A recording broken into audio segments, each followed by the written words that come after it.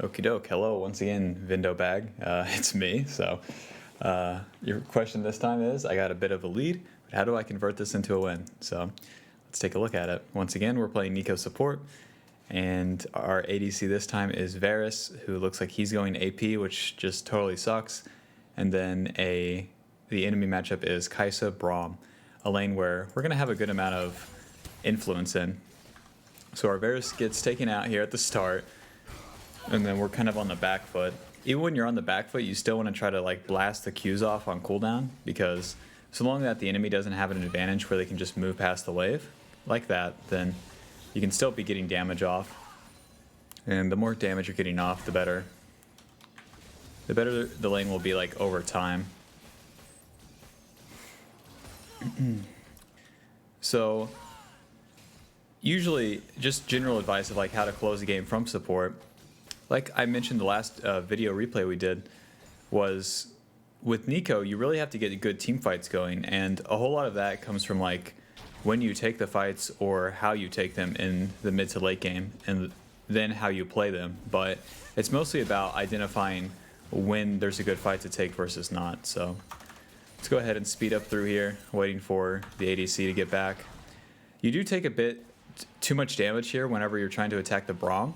If you're taking that damage from the minion wave, then it's going to be harder for you to crash this next wave, and that's really what you're playing for. And then we get tagged by a Braum Q being too far forward, trying to attack, and then have to spin our flash. So once this wave crashes, it would be one of the only opportunities you really have to like attack the Kai'Sa and Braum. So as they're under turret with this minion wave, you'd get the opportunity to spend your E and Q more freely, and then really punish them whenever they're CSing. And then if you land your E, then you probably have a kill on them for the most part. So this is like playing too far back given where the wave is. And then once they're under turret, then yeah, blast them. Blast them with all the abilities you got. But whenever you take so much of your HP like we did, and we spend our flash defensively, then we won't have the opportunity to like really push for a kill there, which sucks for us. And I mentioned that because with the main question, how do you convert the lead into a win? Well, if you really just pile drive them in the laning phase, then you don't have to worry about a whole lot of the mid to late game things, because you'll be so much stronger than the enemy anyways. So if you win, the earlier you win the lane, the easier the overall game becomes, and that's kind of what you want to be looking for in most matches. So anyways, we're moving around the map. The enemy's taking dragon.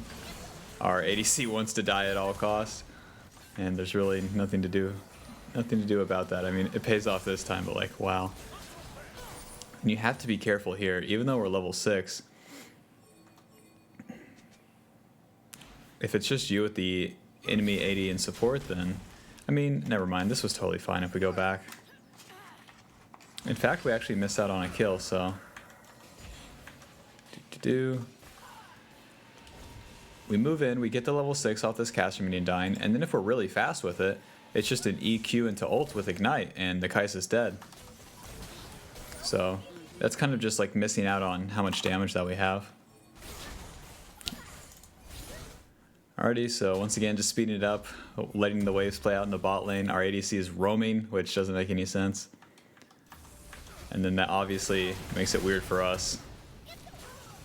Okay, and then we take out the Braum, but it's going to cost us our flash, and nice, Kai'Sa doesn't kill us. So good enough. We keep building up these kills, keep building up the gold, and that's going to make it so that we're pretty strong ourselves.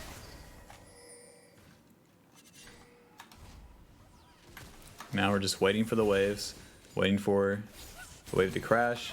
We're going to be the one to farm it since our ADC is just 32 CS. Impressive. Now this is just not an obvious angle to go in, right? So let's look at this. First, there's a minion wave, so we want to get this minion wave. If we die, then we miss out on the golden XP from the minions. Second, we don't have ignite. And then we're also going to have to get through Braum's abilities and Kai'Sa's abilities plus heal. So it's not super obvious to go in here, especially if you haven't landed your E or Q prior. So they simply walk away, and that's that. Always try to lead with your E before you would use your ult. At least in the laning phase. In the mid game, you want to run into them with your ult. But when it's just those two in the lane, if you haven't built up poke against them, then trying to attack them like that isn't going to pan out. Already nice.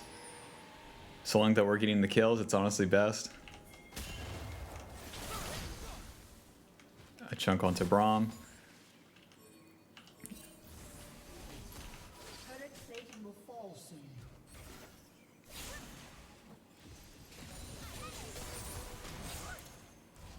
But how this is playing out for the most part on our like from our perspective is like so long that we're staying in the lane, we're gonna be getting like the golden XP from the minions, or at least the XP, and then that's gonna give us enough power going into the mid game, even if our ADC is playing super weird. With this dragon, why did we recall? Oh, we were chunked. Okay, that's fine.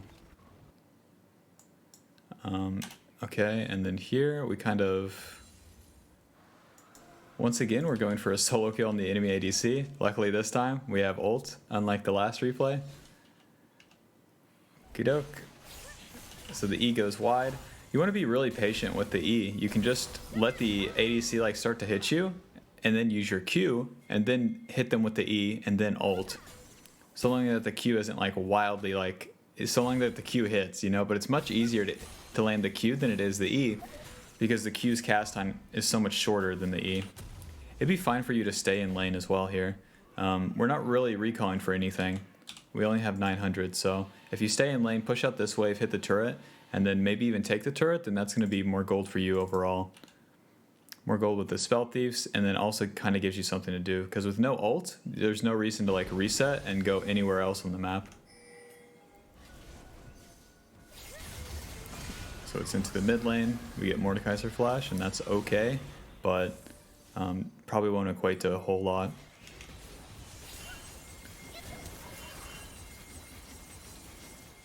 If Mordekaiser's a little better, maybe he can just ult us, and then with Ignite and auto attacks, like we're probably just dead. That champion has so many stats for free. Okay, so this fight does not go our team's way. And then we just have to wait things out. It's a whole lot of support when we're losing. Now here, you really like overdo it. So even though we have ult, we miss the E, and then you keep moving into the Kai'Sa. So you'd have to play this way slower if you actually wanted it. But it's kind of impossible given how you have to find the Kai'Sa. So first, don't spin the E blind. If you hit it, it's okay, but like if you miss it, you're definitely going to lose. So we Q into ulti, and then Kai'Sa ults away, and then Echo shows up, and then the shutdown goes to Echo, which that's so much gold for him, now sitting on 2,000, and that's going to really contribute to the enemy like getting a victory over us, because it's so easy for Echo to play with a lot of gold versus not. So that's like the first main blunder, is don't throw whenever you have a lead. Because it's going to make it so much easier for the enemy to play and so much harder for our allies to play. So when you have these kills on you, you need to make it so that you're not the one, like, you don't have to be the one to start fights, but you can show up or follow up on what your team's doing. But if you go for like these solo kills on the ADC, even if you kill that ADC there, nothing comes of it. You don't get a dragon, you don't get a turret, you don't get any objectives. So kind of think about it like that. So the first step of winning most games when you have a lead is don't throw, and the first throw is on that death, giving a lot of gold to the Echo with the shutdown.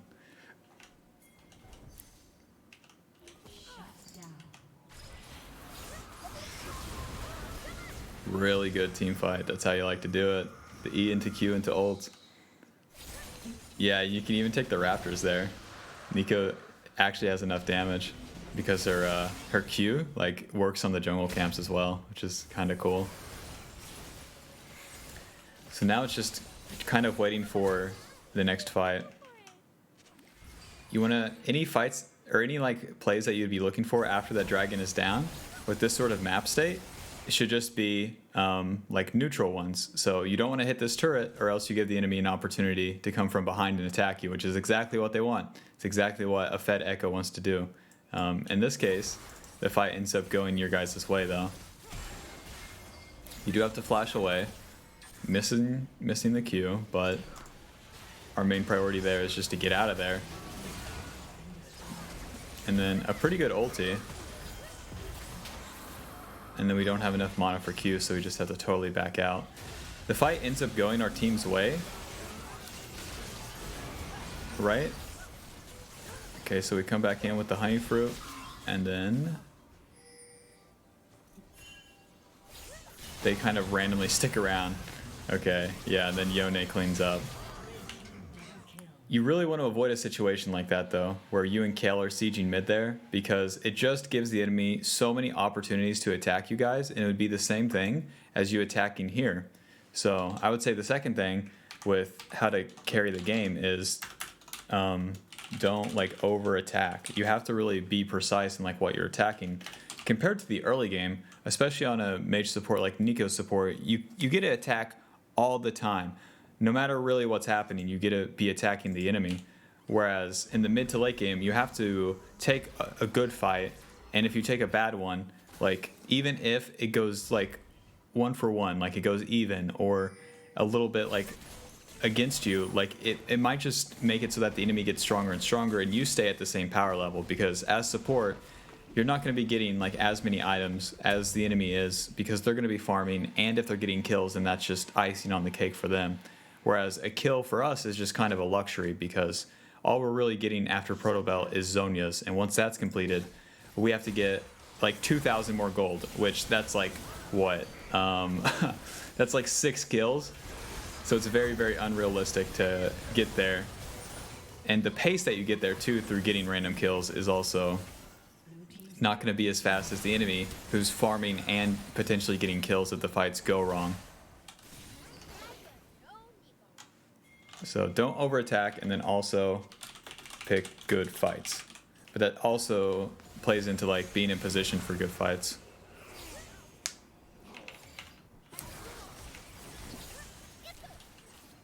So here we don't have to be in their jungle. We can just be in the mid lane waiting for this wave, and then waiting to punish the enemy whenever they make a movement. So if we're in this bush and we ward this, as Kai'Sa clears the wave, maybe she moves into their red side, and then we can nail her over the wall with our EQ and then maybe the ults. But if we're just in their jungle and we're showing that we're in their jungle as well, then it's going to make it so that they're not going to come in. So you want to be looking to like punish the enemy rather than just attack. And even like a map movement like that, like moving into their jungle, is like basically just an attack and attack and attack. Doke, so we farm mid wave, they attack top lane, probably take the 2 turrets. Our ADC does what he does best, puts up the big numbers, but in the wrong category here. 9 big ones. And then we're really just waiting for a good team fight. Even though our ADC has been feeding, so is the enemy ADC, and things are like somewhat even around the board. Our top side is strong, and the Yone, we're strong, the Jax is strong, and the Kale is also still powering up. So it's just about getting like a good fight here, and whoever wins like these upcoming fights is really gonna take over the game.